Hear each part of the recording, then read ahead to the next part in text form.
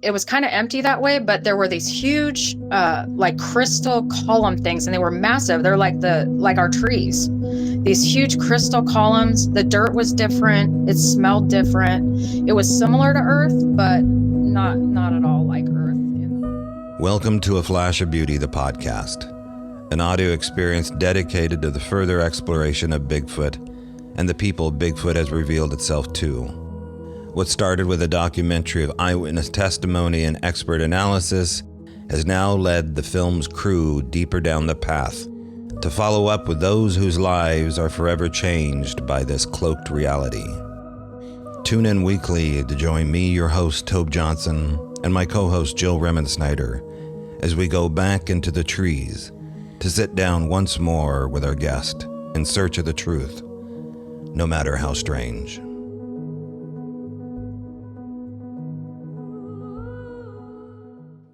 Well, hey, Jill. Hello, Tobe. It's been a minute. It has been a minute, and boy, oh boy, we have a holiday episode coming up for the folks here, don't we, Jill? We do, yeah. So, look, and we missed last week's live stream. You were prepping for Squatch Fest.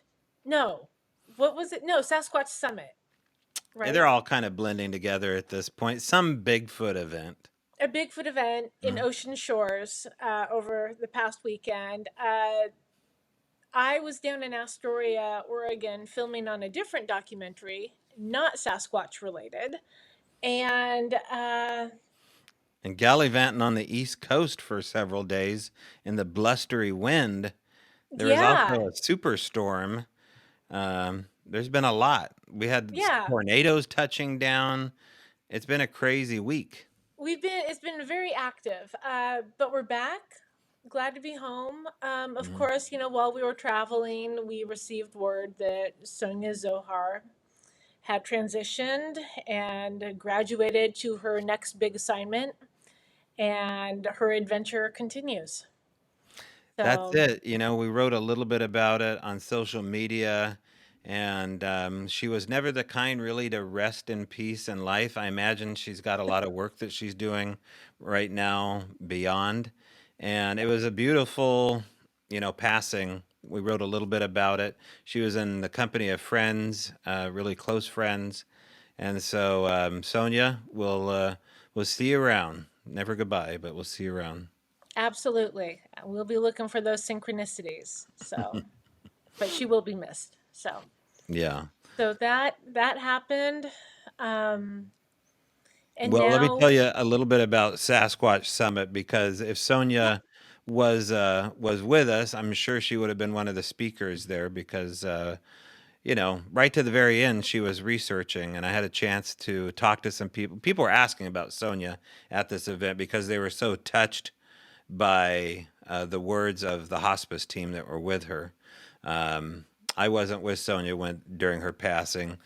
There was a team of people with her, and it was she was researching right to the end. And one of the things that Sonia told me about a week before she had passed, and this is getting to what people were talking about at the Sasquatch Summit, was her information on 14th century artwork, mainly in churches, having to do with the Virgin Mary.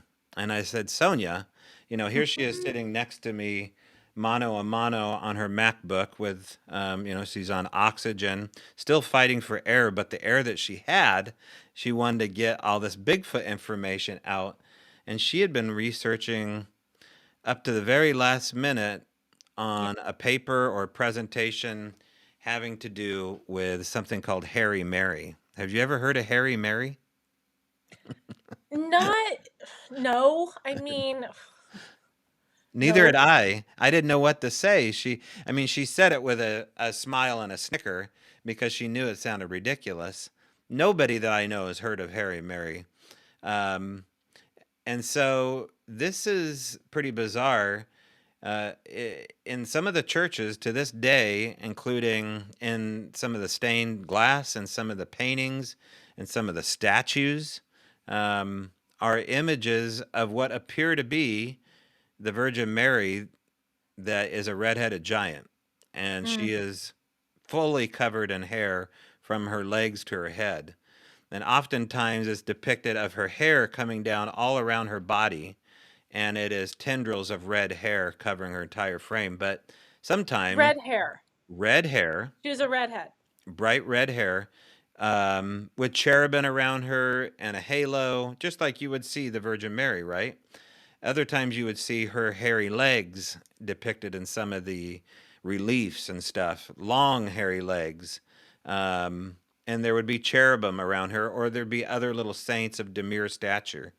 And so I'd never seen anything like that before, but it goes to, what kind of work Sonia did. She wasn't doing normal Bigfoot research stuff. She was always, I would say, on the cutting edge of research. And this was Yeah. very, proof of it to this day. So people were asking about that at the Sasquatch Summit, and the kitties are back. And so, yeah, we talked a little bit about that, but it was, you weren't at Sasquatch Summit. You were on the East Coast doing interviews, right? Wait. No, that was just this past weekend, right?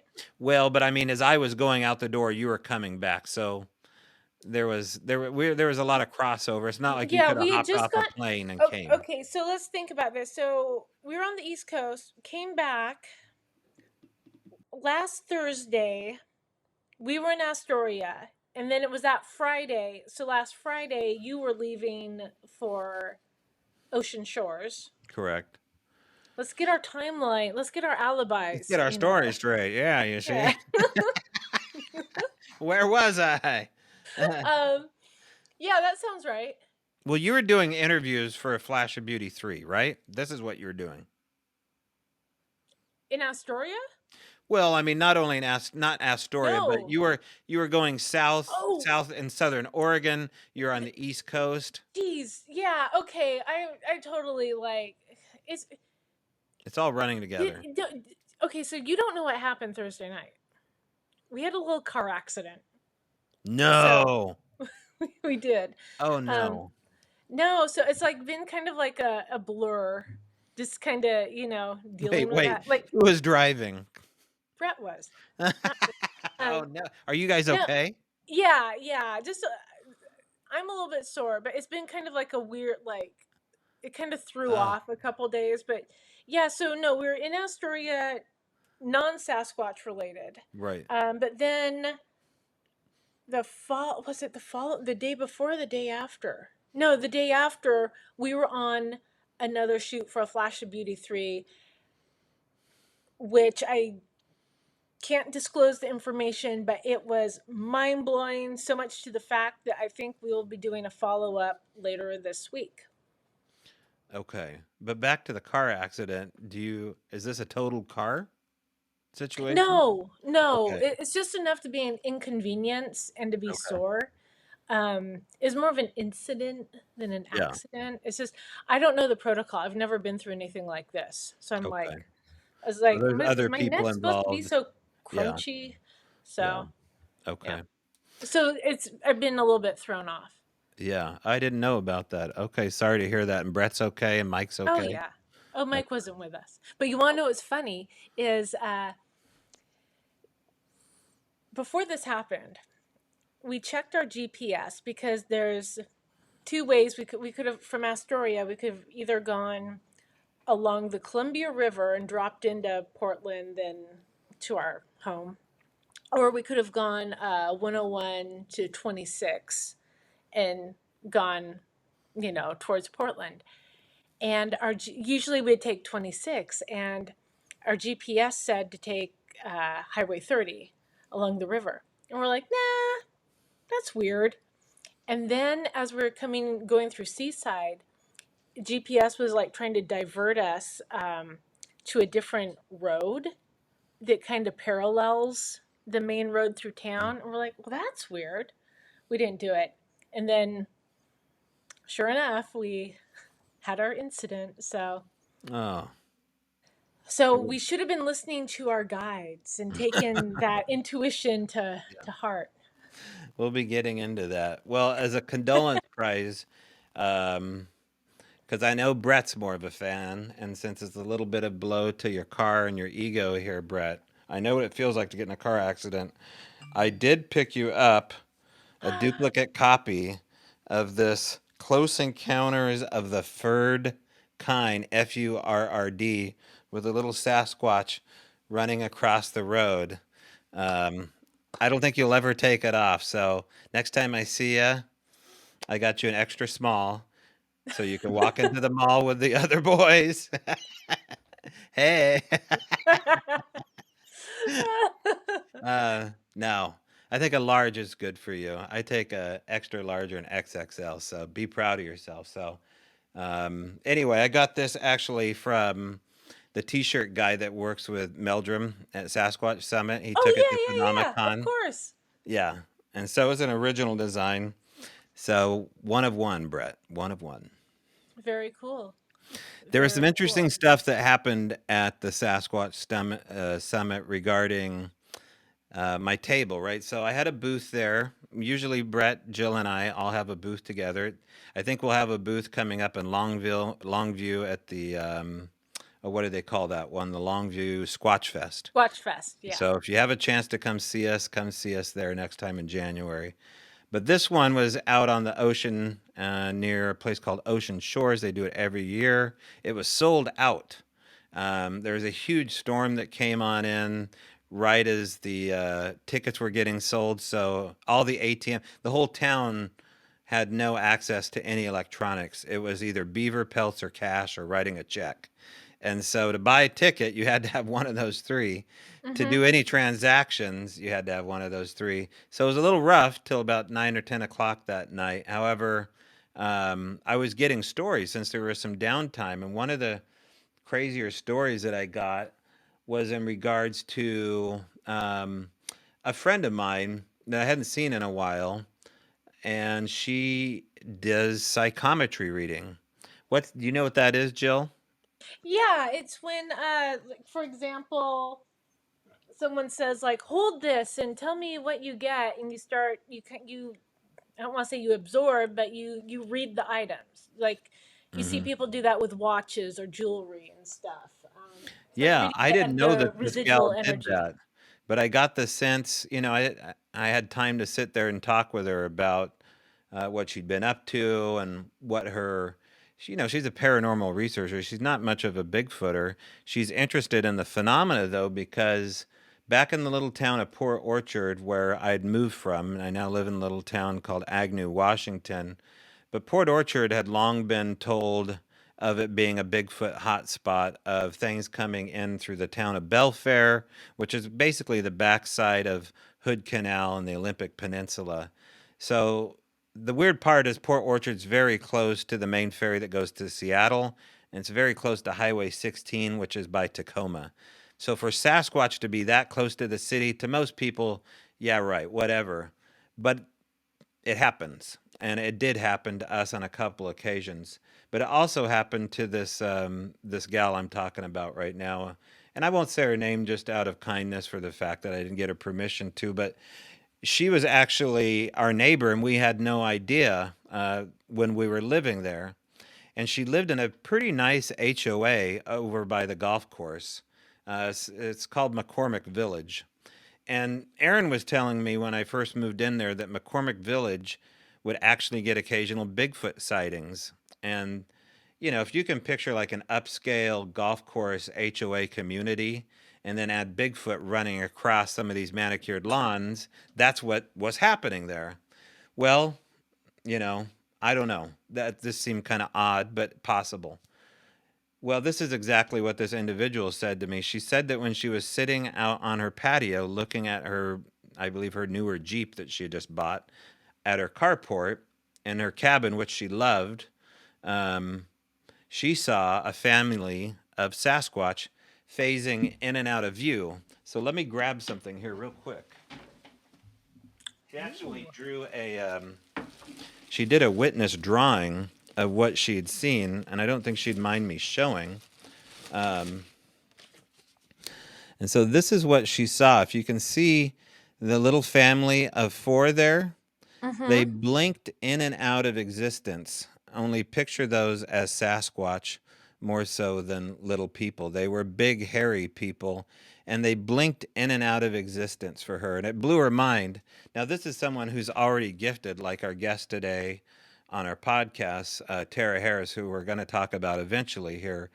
But Bigfoot, just like for Tara, was something that they never really even thought to look into. Is one of those other things that people look into, and maybe they exist, but I'm working with ghosts. Well, this is exactly what this gal was doing. She was only immersed in her ability to work as a conduit to the spirit world and had no real interest in Bigfoot. But this changed everything. And so when she showed up at my booth, we were talking about this drawing.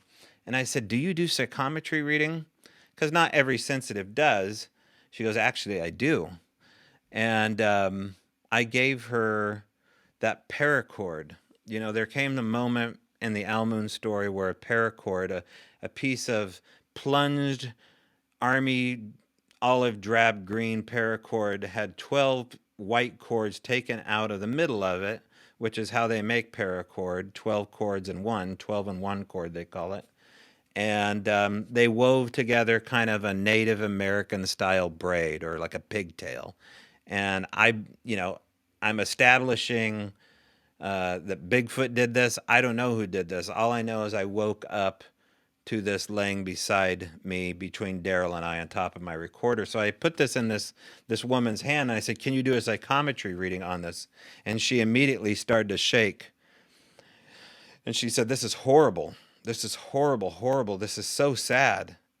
And I could see that she was like reliving something. I have crowds of people here too with me at this time, right? Like I have a couple of customers that are potentially going to, buy something, but I want to take care of this gal who's having just kind of a moment with this cord. And I'll be darned if she didn't say, this cord, was it found in a tree? And I said, "Well, no, I mean, it was laid on top of my recorder near a garage." And she looked so confused and sad and frazzled. And she goes, "Well, it wasn't a tree. It wasn't a tree. He's lost. He's lost." And now I'm really confused. Like, who's lost? I'm right here. I don't know who's lost. She goes, "No, there's a man. There's a lost man. This cord came from a tree." And then it came to me, and I was like, "Oh my God, this is a piece of paracord." She's talking about it. It wasn't a tree. So I'm thinking to myself, like, this came from a parachute, right? Like, this is what we're talking about. I didn't say anything, but this is where my head is, because right up the road from Cottage Grove, less than, I don't know, 10 miles, 5 miles away, is the only skydiving place that I know of on the I-5 corridor. And I said, this is when I told her, just like, "Listen, are you talking about a man that may be lost in a parachute? Like maybe he's hanging from a tree and they could never find him?" And she's like, "Yes, yes, yes. Bingo, bingo."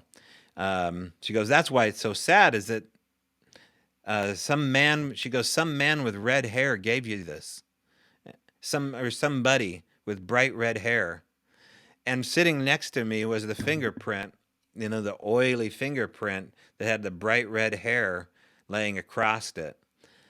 And I mean, you just can't make this stuff up. So for me, it was a very significant moment. It was another mystery, right? As far as like, what do I do now? I mean, I got to call this place. I got to find out what's going on as far as there maybe being a missing person in the Umpqua wilderness. And I'll just say it, between Cottage Grove Lake and what I'll say is Shoestring Road. We had this piece of paracord given to us. So if there's anybody that wants to do the legwork on this before me, you have a chance to maybe help out on a mystery. I think an open-ended mystery, by getting hold of the Cresswell Skydiving Club off of the I-5 corridor and finding out if there's been any missing skydivers. And I still have the paracord. They could recognize this cord perhaps as like forensic data.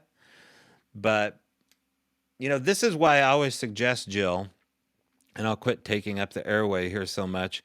It's Is okay. that I'm Googling skydivers missing in Oregon as you talk. Okay, good. People, I haven't even done that yet. People have to show up at these events in order to have legit experiences, in my opinion. Like, the armchair stuff is good for so long, but eventually you're going to have to just kind of show up and buy a ticket. Mm-hmm. Now, maybe crowds aren't your jam. Well, I had quite a few people whose crowds weren't their jam. We had over 300 people there. And all they did is they hung back by my little booth and they just kind of gabbed once in a while. And so you can do that. I mean, it's a big area where these are done. You can find your network and you can hang out with a small group. But this is how the real work is done, is by networking and having experiences like this. So that was a really cool moment. That's amazing. Yeah. That's it's and sometimes you gotta wonder. It's like, did you? I say we, like as mankind, but did you not get the memo with that with that gift, or what you thought was a gift, where in reality it's like Lassie was trying to warn you to, Right. Yes. Yes. like, Timmy fell in the well, and Well, it reminds me so much of what we're going to, again, in a minute here, we'll introduce Tara Harris properly. But it reminds me so much of our conversation we just, had with her regarding the ability to tune in and catch these broadcasts and going to someone who's naturally gifted and say, hey, can you help me out with this? This is a mystery. Can you help me out with this mystery in some way? Can I hand it off to you so you can do something like psychometry? Which is that a pretty common gift to have for people that are clairvoyant or psychics? maybe it's Is not that a my gift you have? jam. No. Not my jam. No, Okay. I actually have kind of a, I don't know, like not repulsion, but just kind of like, yeah, it's just, that's not my thing. Okay. Yeah. All right. Well, it was her thing. And so we spent the better part of like 15 minutes doing it. There were some other objects given, and each one was more impressive. I told you about one that we can't talk about, which blew you away.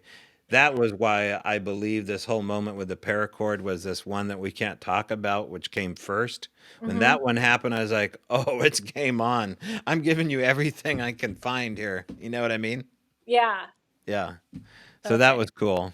So Also, I wanted to mention really quick is that the knee impressions that we secured from the Owl Moon Lab have been sitting in a dusty old milk shed in my property. Like, believe it or not, they used to milk cows at my house.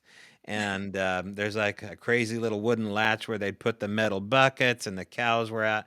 And this is where the knees are, in a lucite box sitting on top of an old card table. Enough of that already before something happens to it. I don't need something to happen to those. So the mysterious, what I can only presume, and what physical evidence and forensic data shows, is that these Al Moon knee impressions are going to be on display, um, hopefully in the next week or two, oh, in Oak Ridge, Oregon, at a new museum off of Highway 58, named to be dated and unknown yet for the actual museum. I'll get back to you that at a later date, but I'm going to go ahead and deliver those when I'm on my way to Mama's house for Turkey Day.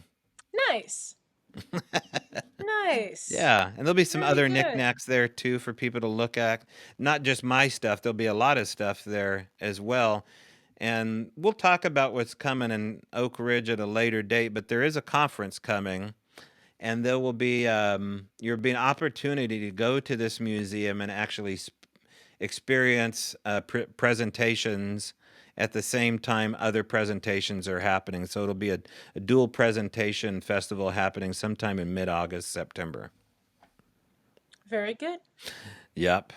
Well, should we go ahead and since this is a hybrid show, right? What did we decide? This is like our Thanksgiving episode where we're getting a holiday in, but we're also pushing forward a special guest.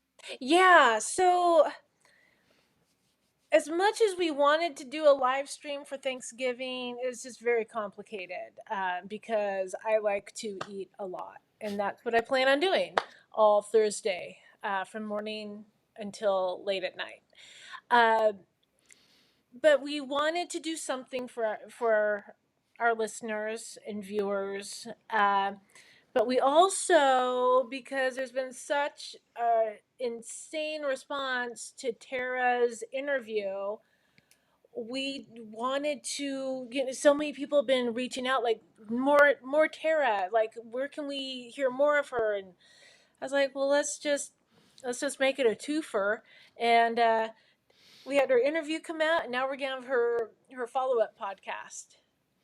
And we Yeah. are thankful. We are just so thankful on this Thanksgiving episode that Are Tara you was doing it? able to. I was trying to tie it in. I was trying to land the plane. I like it.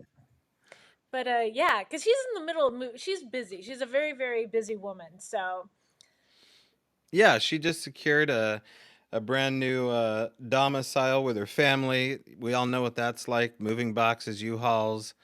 You're breaking a sweat. You're trying to find a sane place to, scoop out some McDonald's on a cardboard box. At least that's the way I remember moving. And so that's, God love her. That's what she did for us, is we found a really cool spot, for her to hang out while the house was full. And, we got the best of Tara regarding, her take. Like, it's a very unusual take on what's happening here. And people are saying it's a very familiar take, actually. And there's a lot of reciprocation on the information that Tara Harris is throwing down on the latest YouTube drop. If you haven't seen it, definitely go over to the Flash of Beauty YouTube page and look for the latest cutting room floor drop of Tara Harris. And tell us what you think. Everybody else seems to be doing it. We'd love to hear your response. So here we go. Well, we're back here with our guest today, a very special guest. I think you all know her very well by the response on the YouTube videos. Our guest today is Tara Harris, the very gifted Tara Harris. Hello, Tara. Hi. Um, there's a lot to talk about with you, Tara, in regards to how I met you and what you do and what your gifts actually are. But I guess I shouldn't be surprised in the fact that you are the real deal. And when it comes to someone who professes to be a sensitive or a psychic or a medium, I was always very skeptical about those claims, even with you. However, you proved me wrong pretty quickly, having worked with you. And so suggesting you talk to Brett and Jill, the producer and the director of the film, seemed like an easy fit. I I never expected, though, however, that you would be captivating the world so quickly.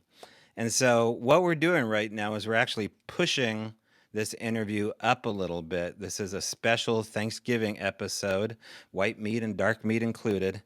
We're gonna fill you up here for leftovers with Tara Harris here, and get into exactly what in the hell is happening with these crazy numbers you're getting on YouTube. Like, you have well over like 315,000 views as responses from people that watch Flash of Beauty, new engagement, old engagement. So I just want to introduce the world to you more properly. Even though you talked in A Flash of Beauty about who you are and how you got involved in the crazy world of Sasquatch, I think it's only fair that maybe we look at this a little bit in the long format and talk about what else you do besides discover Sasquatch.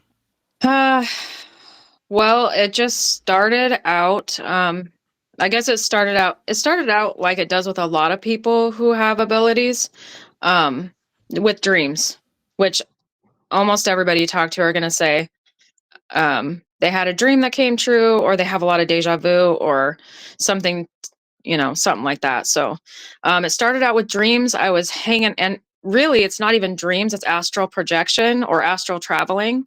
Um, and everybody does it. Everybody does it. Everybody does it when you're sleeping at night. And a lot of times they'll remember it, but they'll think it's a realistic dream. I used to go and hang out at my grandparents' house when I was little, and I would just stand in the living room and my grandparents are like, oh, you came by and just hung out and stood here all night. That's what I did. My mom flies over the Grand Canyon while I'm hanging out in my pajamas at my grandparents' house. But that's how it started, with dreams. And I would go and I would hang out with people who have been gone for a long time.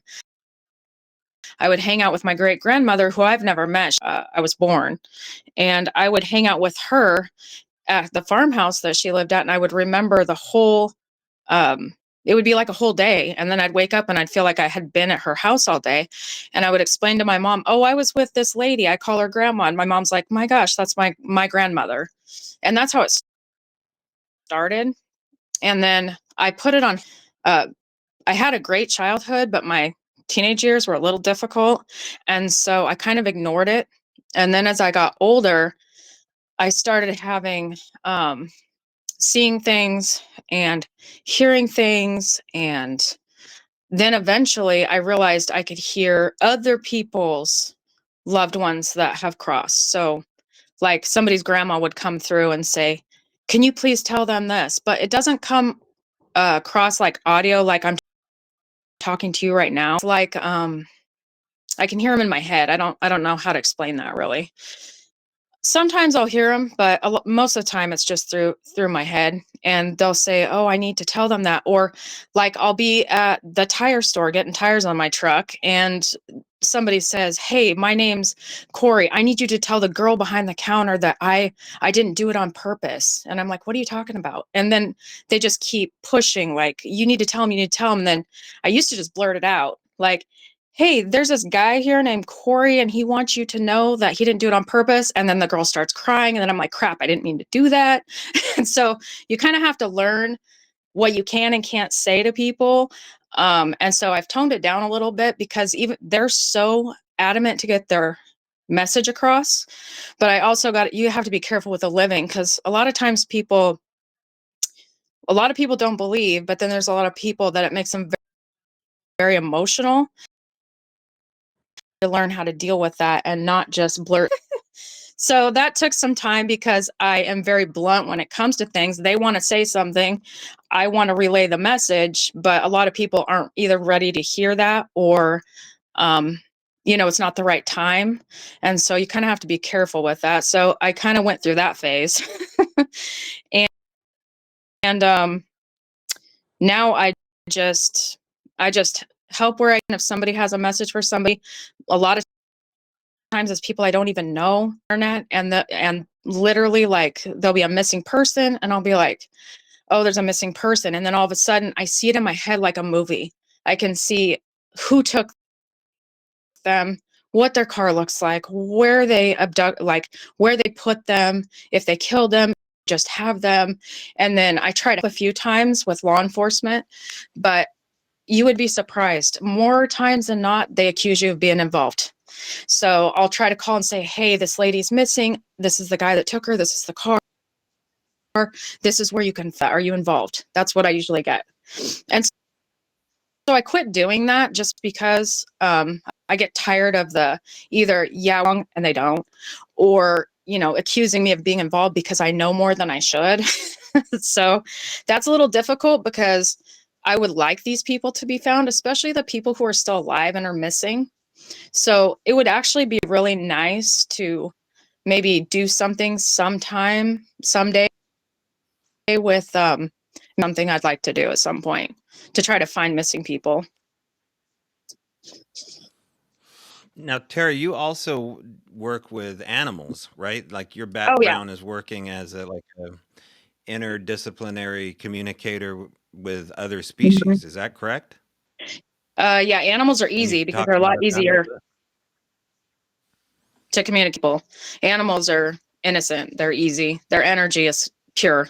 So very easy to communicate with animals. I do a lot of medical with animals. If something's wrong with somebody's horse, they'll call me over and ask, can you, and it's a lot easier when I'm there with them. I like remotely because it's easier for me remotely, but with animals, I like to be there.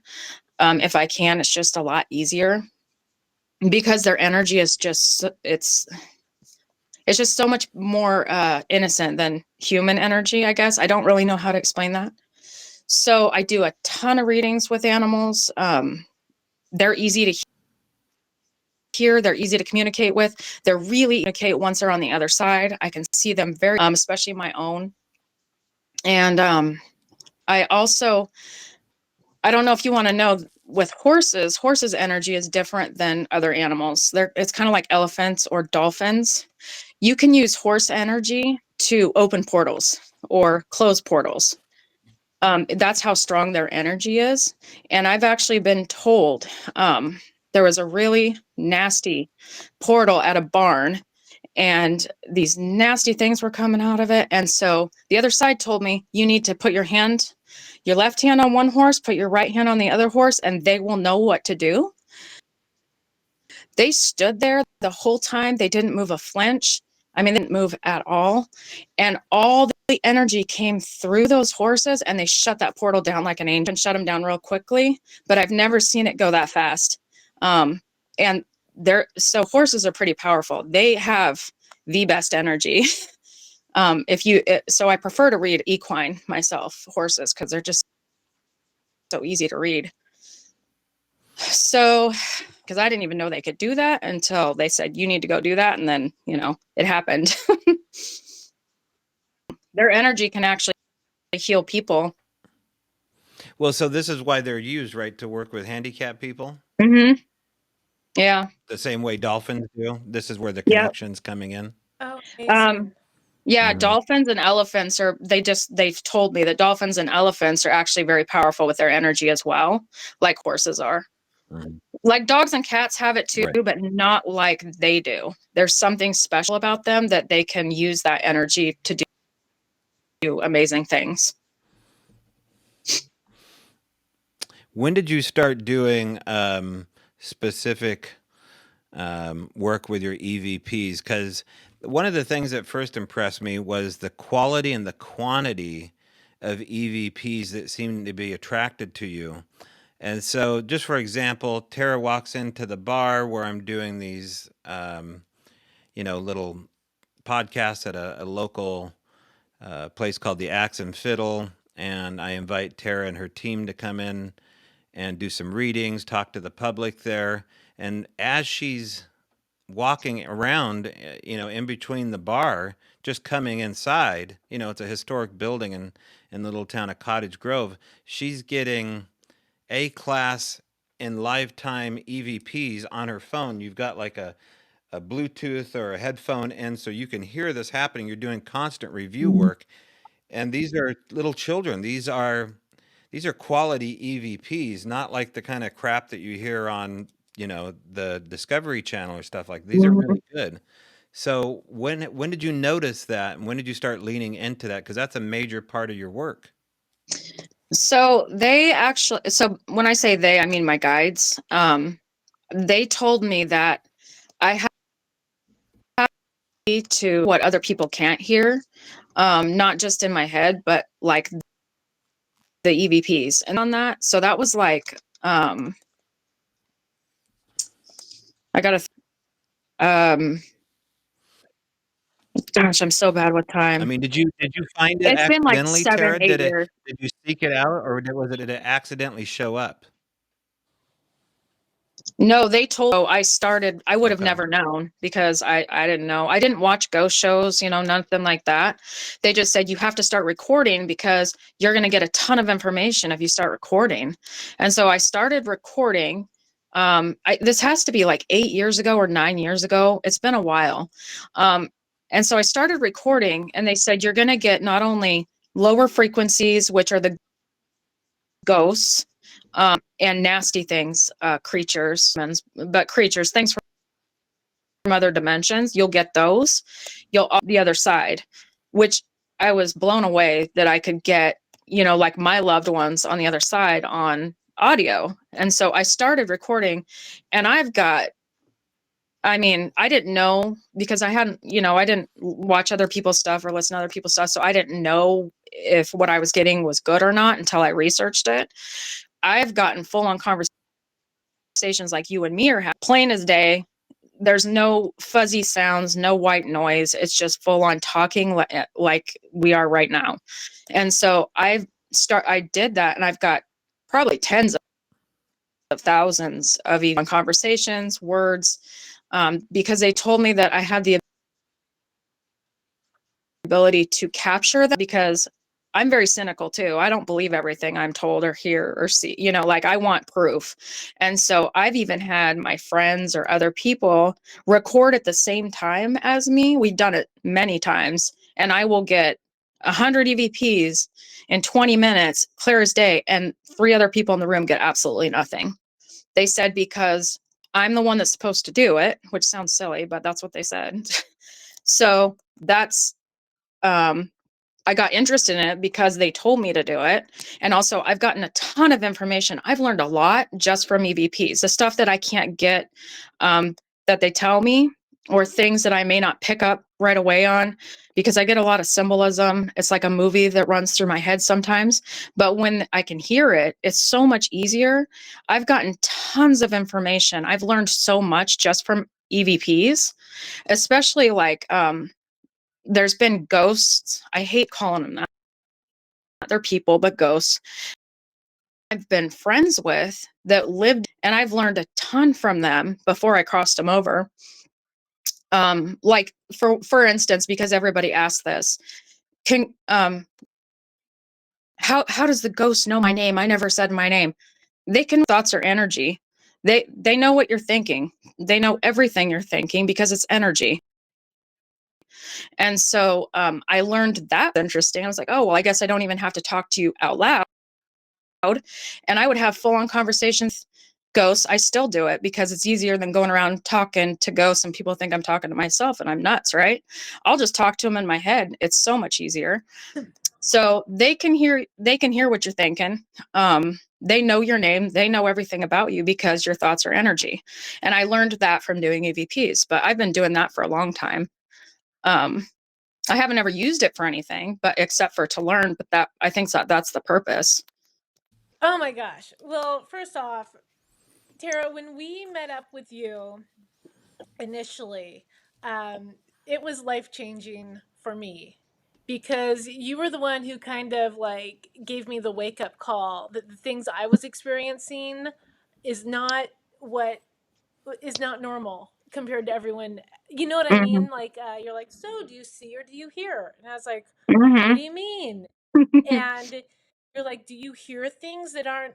And we kind of did like a play by play, and you're kind of like, no, that's what we do. You're doing what we do and stuff, and it kind of opened the door because ever since I was a kid, I thought I was crazy for seeing Mm-hmm. and hearing things that weren't there, and once we started that, ever since that day, I went up with you when you were doing the clearing, when we did Mm-hmm. your interview.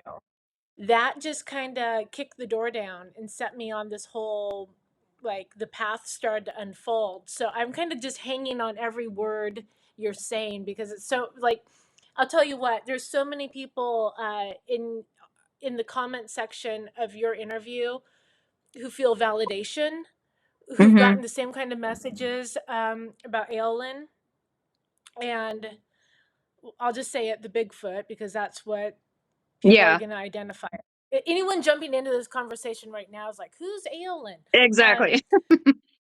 But like so many people were like this information, and like Tara is answering so many like missing pieces of what I was looking for. What she's saying goes along with what I've been getting, and just so many people who just want to hear more. And I'm in their camp too, and it's just been great. And what I love about and I could say so much, but like the EVPs, even when we were with you, when we did kind of that farewell shoot with Tobe and Daryl out where they Mm-hmm. did the knee impressions, you're just kind of doing your own thing, like getting like these growls and like other like Mm-hmm. EVP type things, just like just another day at the office.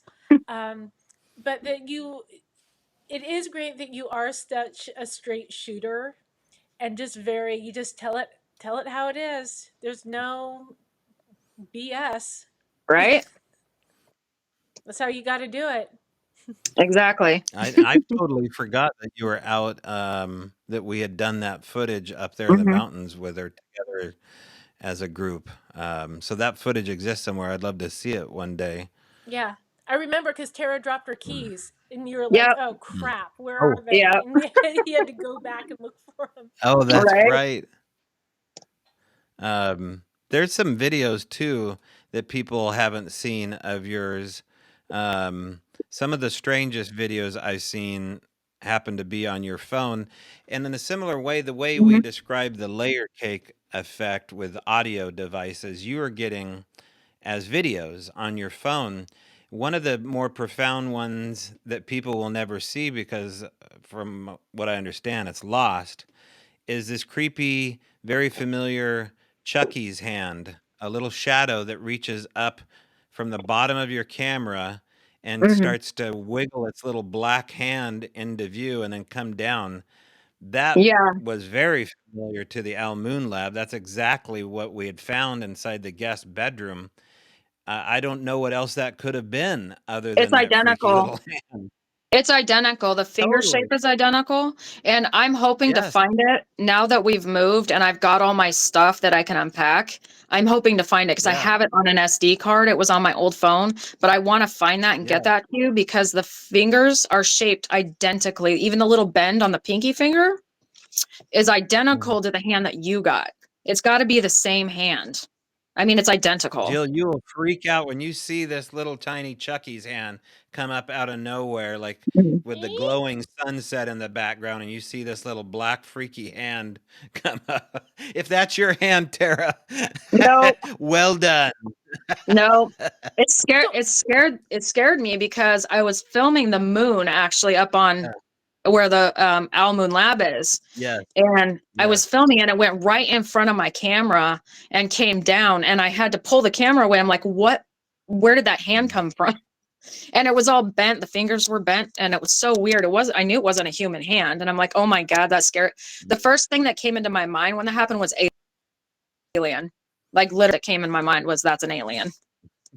You had a video too, of a pink and purple disc floating through the bedroom left to right. It Hmm. almost looked like an Easter egg with like Hmm. a purple blue halo around it. Do you know what I'm talking about?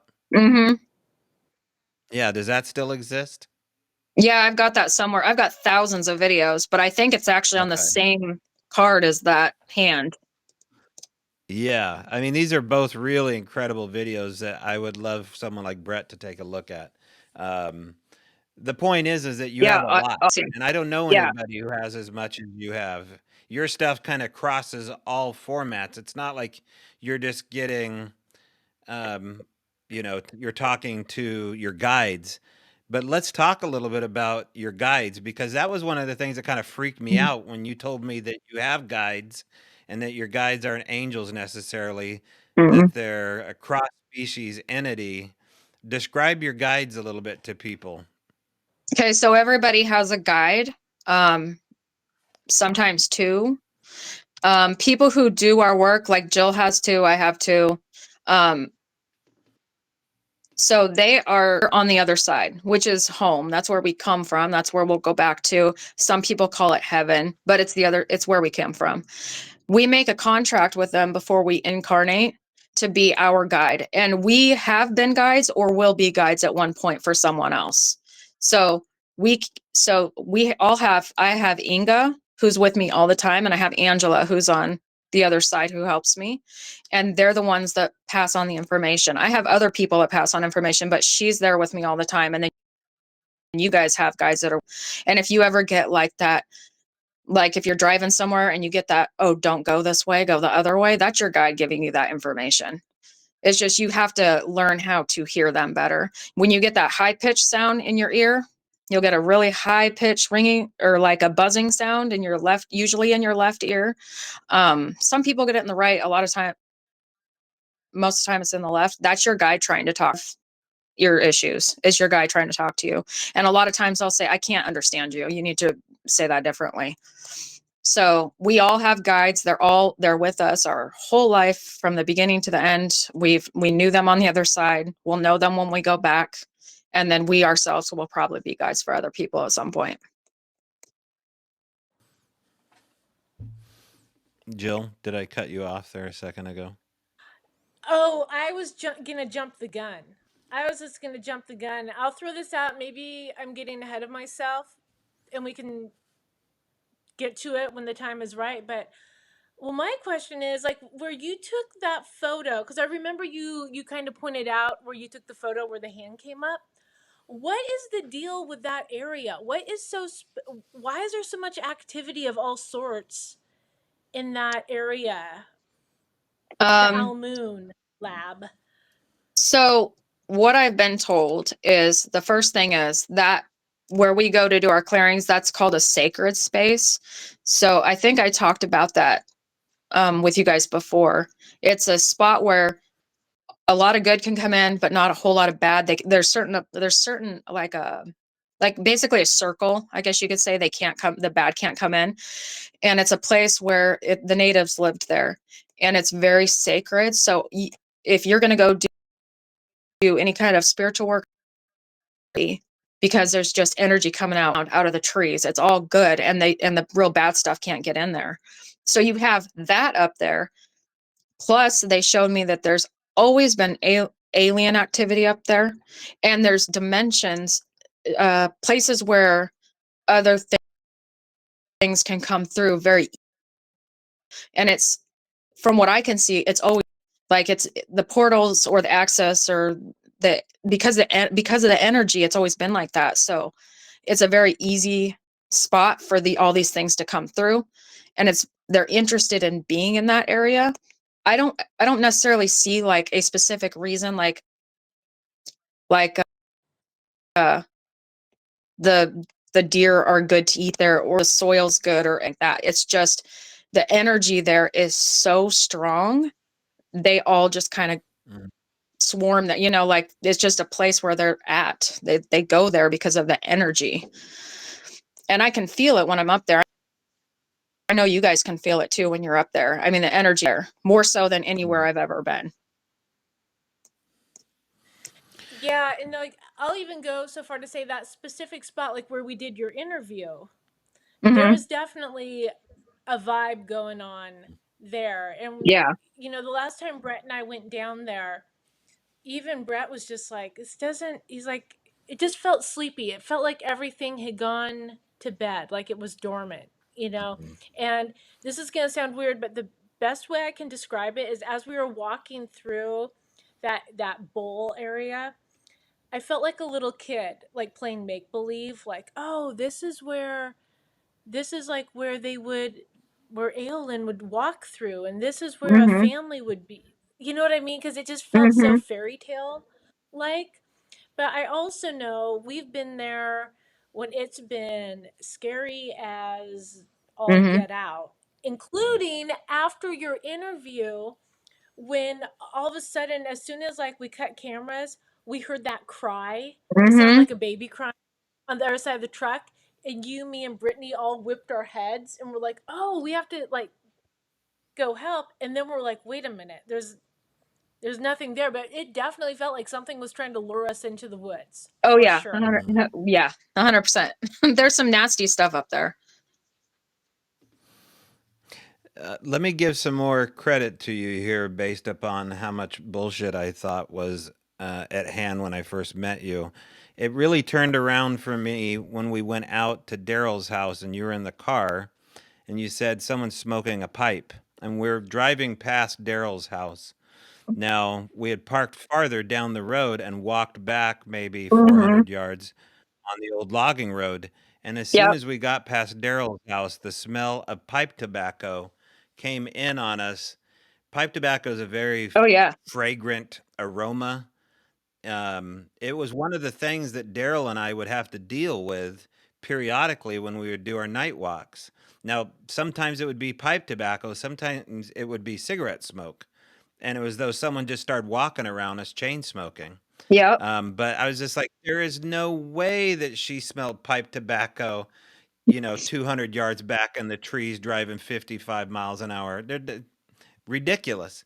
So, I mean, that's why I'm saying this to anybody who thinks there are charlatans out there. There are. Yes, absolutely. But you have to look past this, right? Because if there's a counterfeit dollar, there's a real one too.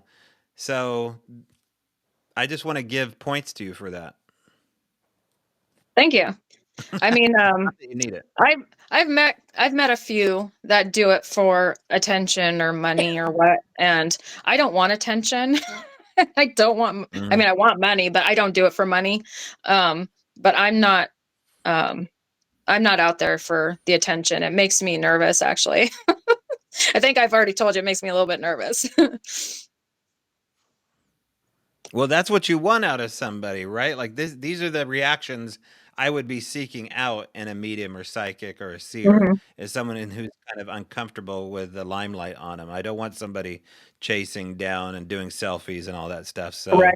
these are all plus in the plus column for me here. But let's talk a little bit about the video here because, like I said, people are really responding to it. I've been trying to paint this picture inadequately, perhaps, as far as you being so much different based upon the response here. It's not only the response and the viewership, but it's the engagement. Like people want to know more about you. They're saying crazy stuff too. Like she's absolutely right. This is the data I'm coming back with. Oh my God. And so, these are really cool things to hear back as far as creators. Like, oh my, we have the right person that we're talking to. So that's you. So let's talk about it a little bit in the video. In a Flash of Beauty Paranormal Bigfoot, there comes a time where you're talking and we capture an EVP, Mhm. but it's not just an EVP on video. We capture something from two angles, two different cameras underneath your eye, which looks like a little piece of light, Mhm. not a burnt pixel, according to Brett. But you guys also hear something happening. So, Mhm. explain to me what was happening in that tape. Um, if I can remember, I did hear there was a growl, like when we were Yeah. filming. There was a growl, Mm. and I heard it with my ears. A lot. I mean, most of the time I hear it in my head. I heard it with my ears, and I was like, I think if I remember right, I was like, "Did you guys hear that?" Because I heard it pretty Yeah. clearly. I think, yeah, and we all did, and we just figured, figured Hmm. as something else. I don't It's know. But it is the yeah. way it is up But it there. was coming from the distance. It was coming from the hill Hmm. behind you. That was the Yeah. thing, that we physically heard it. But what was so interesting is, do you remember how Brett kept calling cut? Because he thought that there was like a dead pixel or something in his camera. He's like, I keep seeing these Oh white yeah. Mhm. the white flicks. And that's when you're talking about communication. And you're like, Yep. well, when spirit comes in, there's usually like a little Yep. white, like a thing of light. And it kept happening Yeah. on It's both like a. cameras. That's the other thing. It wasn't just like an anomaly. It was, we were catching Mhm. it on camera 1 and 2. Yeah. That was really cool. I'm glad that it got caught on camera because I didn't see it. And a lot of times I'll see it and I'll say, "Oh, there's like light around," but I didn't see it. So I'm glad that it got caught on camera that time. But there was a lot going on because there was a lot of stuff going on around us the whole time. It was really hard for me to concentrate and talk to you guys because there was stuff going on all around all around us. There was stuff going on, and it was really hard to sit there and like try to listen to Inga and trying to get information from the Bigfoot, and it was so hard to concentrate because of everything that was going around us. Because it wasn't just the growl. There were things I was watching things run through the trees, like, and it was hard to focus and concentrate because that area is so active. Can we talk about that? I remember, like, before we did the interview, even that first time we met up, and you actually had your daughters were with you that first time we Hmm. met up, and we kind of went up in the woods, but you kept commenting on, you're like there's this other thing that's here as well, and you described them as being kind of small and like just running from tree to tree, like hiding, and you Hmm. thought that those were the things that were knocking Yeah. or making the Hmm. knocking sounds. Yeah. So From what I've been told, those things, they come from the same place as Bigfoot comes from, the same dimension, same I want to say world, like the same home that they come from. They're distracting. And they're the things I've been told that are knocking on the trees. I'm not saying Bigfoot don't knock on trees, they might, but those are the things that most people hear that are knocking on the trees. And they do the same thing that Bigfoot does. They can go in and out of portals, and like they can be in front of you and then all of a sudden they're behind you. And I've had that happen to where I felt like I couldn't even get out because it sounded like it was all around us. We'd have a tree get knocked on right in front of me, and then right behind me, and then to the side of me. It felt like we were surrounded. So they can move very quickly, and I've never seen the way that they move. But I'm guessing because Bigfoot, the way he moves or they move is they go through portals and they can jump through and jump out. um it, they can be physical too and obviously walk around, but the way they go really fast is they're jumping in and they're jumping out, because I saw his son do that down in the ravine when he was like running. He was, not running, but he was like floating and running through the ravine, and he was going in and out. He would go in the portal, out the portal, and then he was clear ahead, so he was keeping up with my truck. And so I think those things do the same thing because that's how they go around you so quickly. You're explaining it, Tara, like I've heard other witnesses talk before about you said floating instead of Mhm. running. Witnesses describe that. They say it looks like it was on a clothes hanger being Mhm. pushed through the woods on roller skates or whatever. You also say it looked like it was kind of skipping through time. I've heard Mhm. that described before from Daryl Adams when he said he saw it over there off of one of the main roads running by the power lines. So your theory is that they're actually portal jumping, that they're basically Mhm. accessing, the carpool lane, for lack of a better description. Yeah. Okay.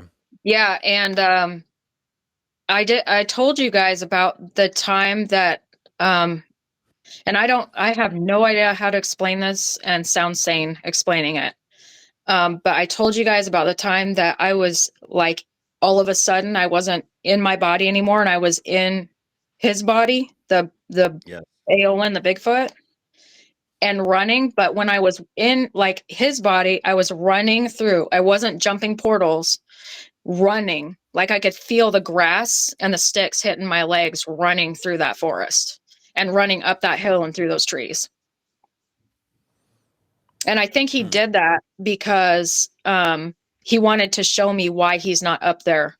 And he has not been up there since the time we did that interview. Around that time, he's not been up there. And what's the reason for that? He was being hunted. Okay. There was a specific individual that was hunting him, and he showed me what his dog looks like. And he showed me that there's some evil stuff going on up there. And he said that, well, in his own way, I'm not going to say he said because it's not really in English, but he showed me that the reason that they're not up there is because there's some evil stuff going on, human stuff going on up on that mountain. Tobe, do you want to chime in on any of that due to recent events up in that area? Well, so someone was unalived. I think that's the way they like it said here. Someone was unalived, um, very near one of these power spots, just close to where you're doing your interview. And it was this year. And the circumstances of the person that was unalive that was found is pretty strange. It was actually someone I sent up to go bigfooting for the first time. They ended up finding this poor woman who was unalived, brutally unalived. And the circumstances behind it took a while to figure out. They did find the individual. I think he was a drifter. Yeah, they did catch him, and the circumstances I didn't read. She was a local gal from Cottage Grove that had gone missing, and she was found. I don't know, within 4 or 5 days, maybe, of her going missing, something to that effect. I think I've got those parts right. But it did throw us off. I mean, since it was so close to where we did our interview with you, it didn't feel Mhm. safe to go up there anymore. So I kind of called everybody back like, hey, this is an active area, but it's also active for whack jobs. So maybe don't go there till this is kind of solved. Is your feeling right Right. now that there's still whack jobs going up there? Mhm. Yeah. Yes. Hmm. Yeah. Um, yeah, it's All right. concerning that they caught one guy and that that I mean, is it closed? Because still, I won't go up there until I know it's safe. And from what the Bigfoot showed me, it's going to be unsafe for a while because he didn't just show me that somebody's hunting him. I think, Jill, I think I told you about it when I ran up to the road. There was cop cars up there.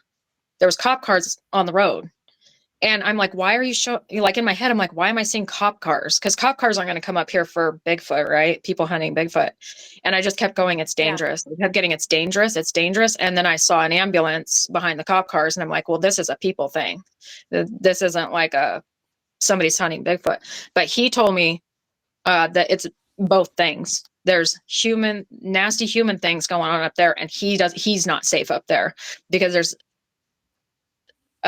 there's a king for him. There's a guy in the area that's actively looking for him, and he's actively wanting to shoot a Bigfoot, and that's why he's up there. And I'm positive that's the guy that I saw.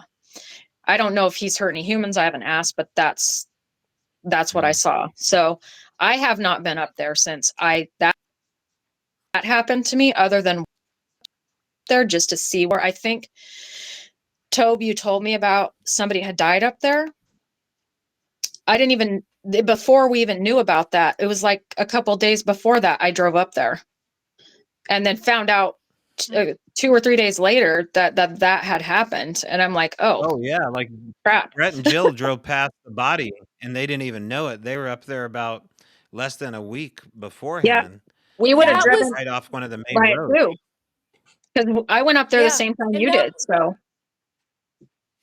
that was when Brett and I were like, everything feels so sleepy and hmm quiet. Mm, But like so but like something could happen at any moment. It just felt very, but man, when we first got out of our car, because we drove past and like when if you keep driving past like towards that one gate and you can kind of turn hmm around, there's like another road. Um we hopped out of the car and both of us were just like, hmm ooh, something doesn't feel right. yeah, we were up there the same time you guys Uh, were, because I had driven up there with Brittany the same time that you guys had gone mm, up there. It was, I think she was already deceased, and it was before they caught him. And they didn't tell yeah, us a thing. Good They times. didn't tell us a thing. They didn't say, by the way, there's a body right here. Like, they didn't tell us anything. They completely didn't give us a clue. They didn't say anything. We just drove up there. But when we got up there, we're like, we feel really uncomfortable. We're not staying. We turned around and we left. Yeah. yeah. I mean, one of my concerns about people finding out where the area is not only what you're describing, but as much as people want to go up there and have an experience and have their mind blown, there's also dark arts that want to Hmm. access this kind of stuff. You talk about like portals, bad Hmm. portals that need to be Hmm. closed, not only in this area, but other areas all around the world. Talk Yeah. about what these look like, what they are, what you Hmm. call them. How does this So happen? What's going on with that? I call them portals because that's just what the other side calls them. It's just an easy word, I guess. So I've seen them in different ways. Most of the time, they're in the ground. Most of the time, they're in the ground. So I've seen them as big as a lake, like massive. And those take angels to close, like a lot of angels to close. I can't use my energy to close those. You have to have help to close those ones. I've seen them small, really small, where tiny little furry things crawl out of, and those are pretty easy to close. I've seen them to where there's the nasty, like the energy is so bad that it takes so much energy and so much time to close. It takes several sessions to get them closed. And unfortunately, there's people that open them unintentionally. For instance, Ouija boards, don't play with them. Don't mess with them. Somebody can use a Ouija board, open a portal. They don't even know it in their own house. It happens all the time. And it's because the intent is there. Um, it's easy for the negative things to go, oh, hey, here's a way in. I've seen portals. I lived in a house one time that had a portal in the ceiling and in the floor, directly above and below each other. And there was literally like this pillar thing that went up, and they were climbing up they don't even need to climb, but they were climbing up it and going from the bottom to the top through it. And my son, he can astral project outside and go into the lower frequencies. And he thought he got stuck there. And he was in that room watching all of this happen. And he hasn't done it since because it scared him that badly. And this was years ago. But they were literally coming out the bottom one and going up through the top one. Don't know where they were going, but it's very strange. The good portals, like the ones that we open to send ghosts home, to cross them over, we open doors. You can open a regular door. It looks like you can make it look however you want. And those are bright white, very bright white. The negative portals, always dark, always black. I watched one time. I've only seen two, I believe two. Since I've been doing this, I've only seen 2 humans get drugged down a portal by an angel. Only 2. And it was through one of these black holes, and there was a big black hole in the floor, and a carrion angel. And a carrion angel, they are the ones that come and take the nasty stuff away. That's their job, because angels have different jobs, and the carrions take the nasty things. And he came through and he took this guy and he just pulled him, and he pulled him right down through that hole and closed it on the way down. And I've only seen that happen twice. Would Sasquatch be a part of closing a portal or just entering and exiting one? Could they I've do only this ever as well seen like them. an angel? I don't think so. I mean, I can ask, but I don't think so, because the way that I've seen them go through portals and come through and out, in and out, is they kind of bloop through. Like it makes a popping, bloopy sound, like pop.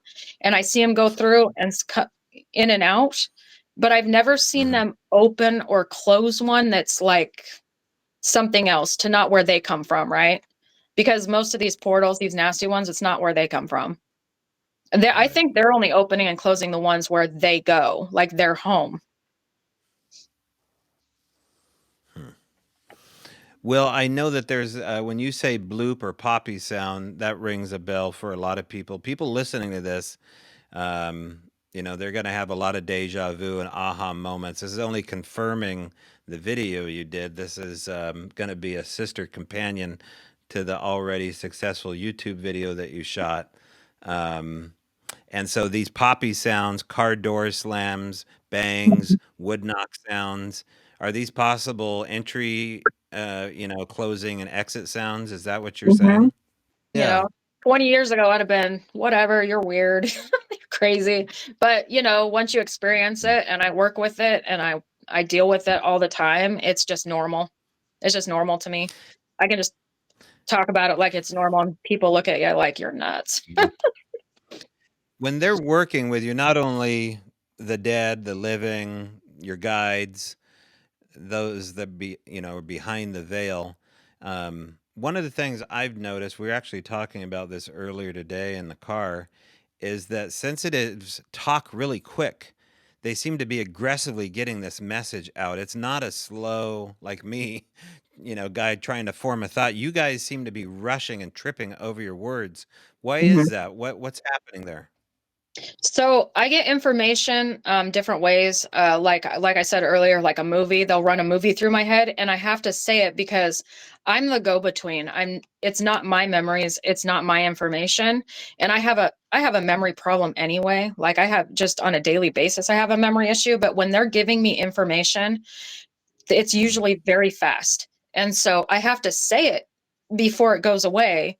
And I will interrupt people to say, I need to tell you this, and before it goes away, because it's not my thought and it's not my memory. And so I'll have to say it before it leaves me. And Jill knows what I'm talking about. But you have to get it out before it goes away. Would I and I won't describe it remember to? it.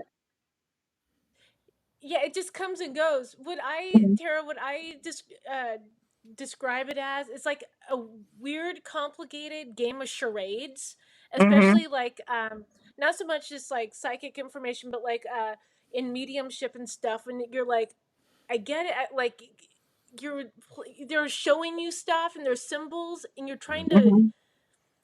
I don't know. I guess that's me saying my ego gets in the way, and I'm trying to like I don't understand, but I'm just supposed to be spitting it out, Yep. but that's what it's like. It's like you're playing charades with this, like it's like, okay, Yeah. so they're showing me this now, why am I smelling strawberries, and what, Exactly. what's the ocean have to do? And then you don't want to forget, because I'll forget. Like I can forget something that I did. I'll do a reading for somebody and 2 days later I won't remember a lot of the things because it's not my information and I'm not remembering it. I'm just repeating what they're giving me. And I'm the type of person that has to talk through things, and so it will sound completely nuts until it doesn't. Mm. So like with you, like you said, smell strawberries, right? One time I got like oh, I see a rock in Afghanistan or maybe it's Iraq, I don't know, and I'll just talk it out and they're like, oh wait, I know what you're talking about. Mm. Like if I talk enough it'll eventually come, but a lot of terms and symbols, and if you talk it out eventually it'll work itself out, because a lot of times I don't hear what there's, it's like not full sentences. It's not like, oh, tell Tobe he needs to eat more broccoli, right?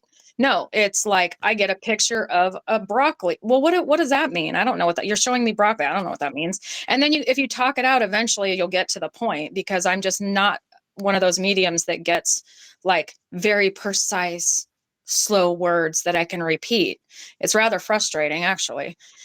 But I always tell people, if I'm going to do a reading for you, I may not remember anything that I've said because it's not coming from me. And I might have to start all over the next time because I'm just not going to remember most of it. Do you find in your experience, is it like spirits working, like your guides are kind of using your like your life history, like Rolodex, like, oh, we can pull that, we Sometimes. can bring up that memory Mm-hmm. to Yeah, connect it? sometimes. Yeah. Yeah, they'll use whatever they can to get their message across. And because I do a lot of medical stuff, more medical than anything else, because I can feel what the person is feeling, dead or alive, it doesn't matter. If somebody died of a heart attack, I will feel like I'm having a heart attack. They will make me feel what they're feeling so that I can relay the information properly. Like I had a ghost one time that didn't have a leg, and I was like, why do I feel like I'm going to fall? I can't stand on my left leg, and my leg hurts really bad. Why am I missing my left leg? And then, Mhm. oh, hey, that's Bob. He died. He lost his leg right before he died. They do that to me. So I can literally feel the pain that they feel, and that pain stays until I get it right, which is super aggravating sometimes. Because like arthritis hurts. I don't have arthritis, but I'll tell you what, I've felt arthritis a lot of times in my life because they make me feel how they felt. And the other side does it too. If there's someone on the other side that died from a stroke, the left side, like especially the left side of my head, will hurt really, really bad. And I'm like, I don't know if it's a head injury. So I have to work it out to see if it's is it a trauma? Well, no, I don't feel any blood. I can't smell blood. So it must be a stroke, so that's how I do medical readings. And I do those most of the time because that's a lot of times that's what people want. They want medical readings. Same with animals. I can feel how they feel too. And actually, Hmm. I asked Jill about a reading on my horse, and she was 100% correct. I remember that. Yeah. About the foot. It And he had, passed away. yeah. No, I asked you about the colic, and you said I see him rolling around in the field. He died in last Uh, December. yeah. Hmm. Oh, well, Yeah. see, now this is interesting because Jill, you may be having exactly what you were just talking about. This is information that you got, but you're not emotionally married to, Hmm. like Tara. So it's harder for you to access it. Is that what's happening right now? It's like I Yeah. remember us talking about that in the horse. But I don't. It like literally. It's, you know what, Mm. Tobe? It's like when you're in a really loud restaurant and you're trying to have a conversation, but you're also trying to listen, get information, like Hmm. from someone at the table behind you, Right. and you just kind of tune it out. I can't explain it.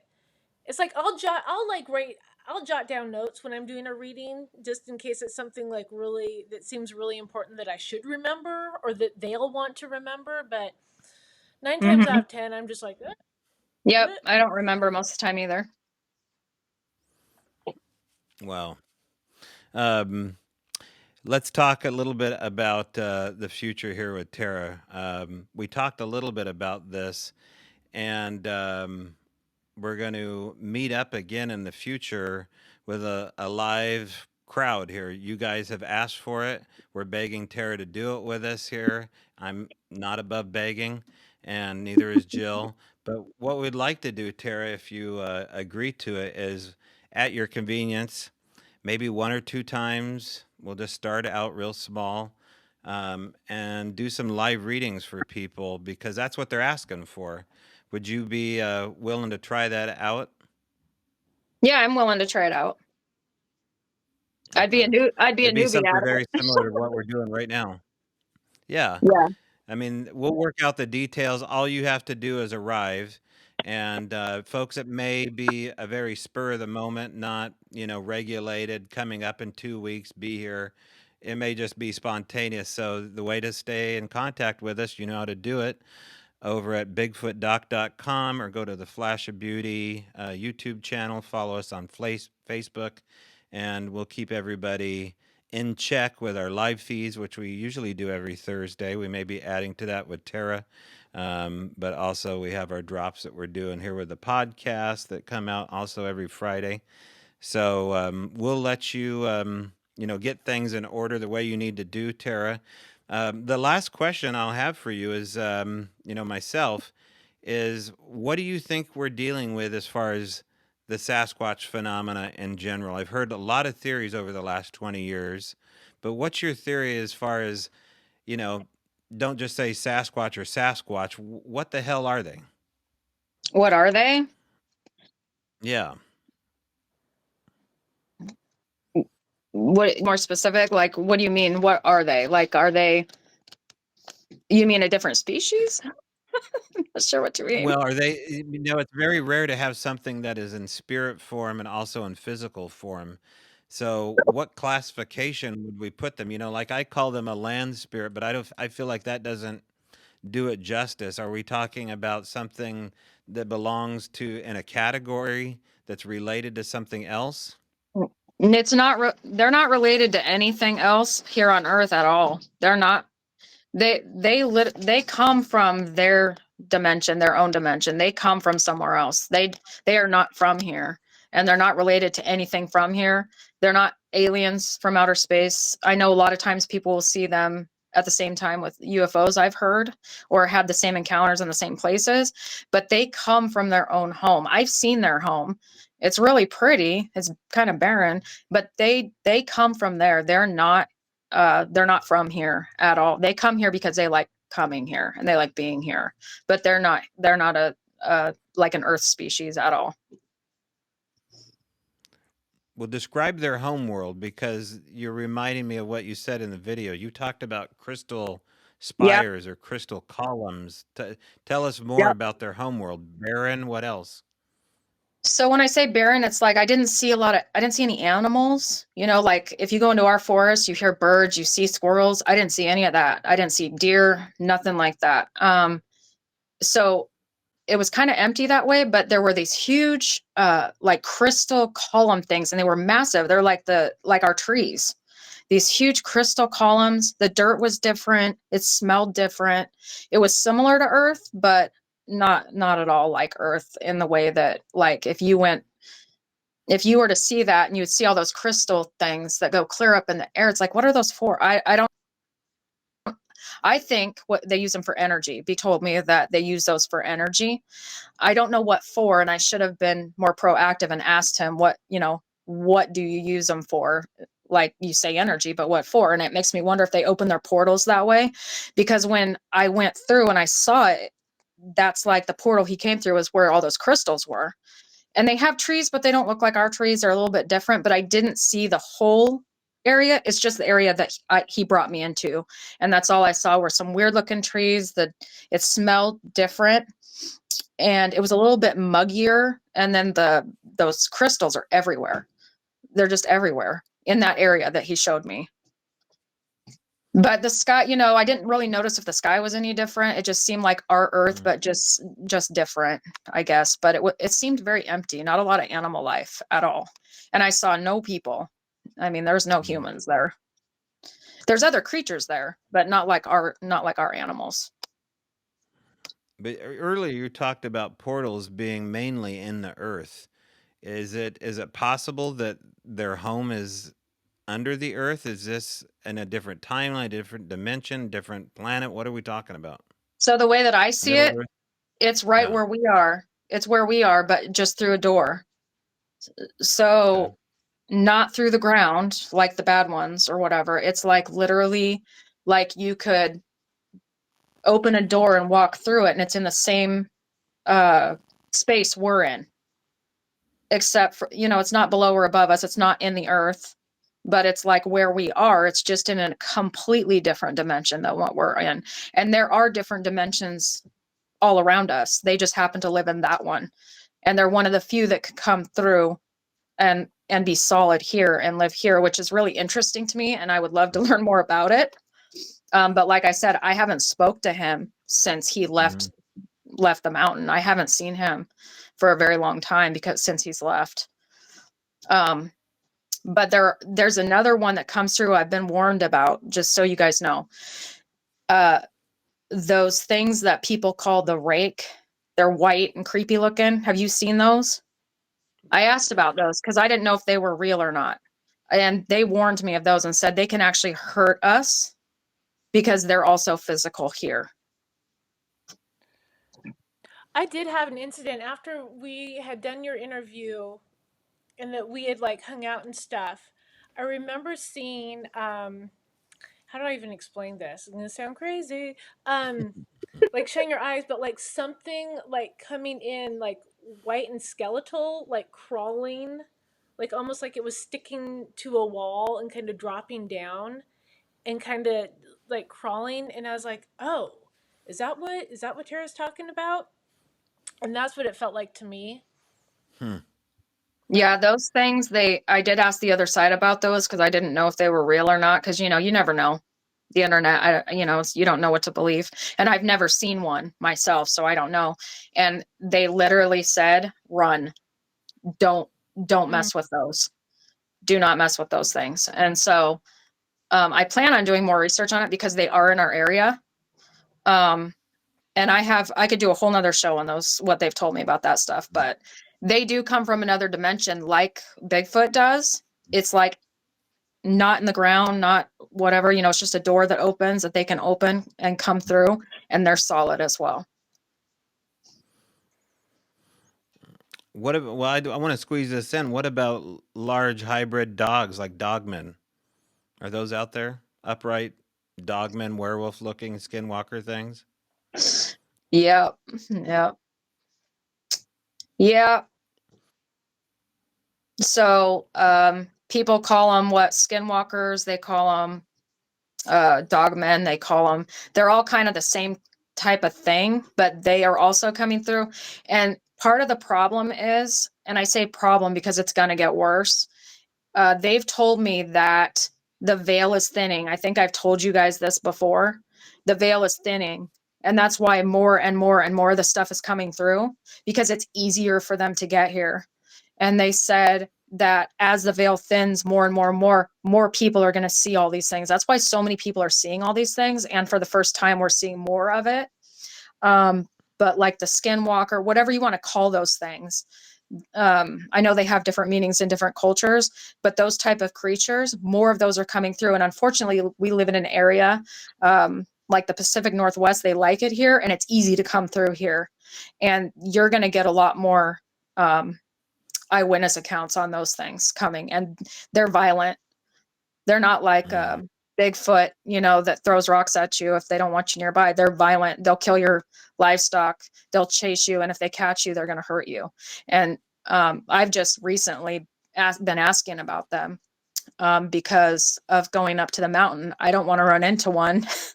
And so I wanted to find out if they were real. And they said they're coming through as well. There's a lot to get to. I appreciate you sticking it out with us tonight. This won't be the last of Tara here, and we'll let you know in the future when that happens. But Tara, thank you again, and Thanks. we'll be seeing you around. Thank you. Thanks, Tara. We know you're really busy, so No, it was good seeing you guys. Thank you. This has been a Resonance Production podcast. If you have questions or comments, you can email us at bigfootrevealedpod@gmail.com. Also, don't forget to like and subscribe for weekly podcasts coming up in the future. If you're just discovering the Flash of Beauty universe, you can watch our documentaries on most streaming platforms.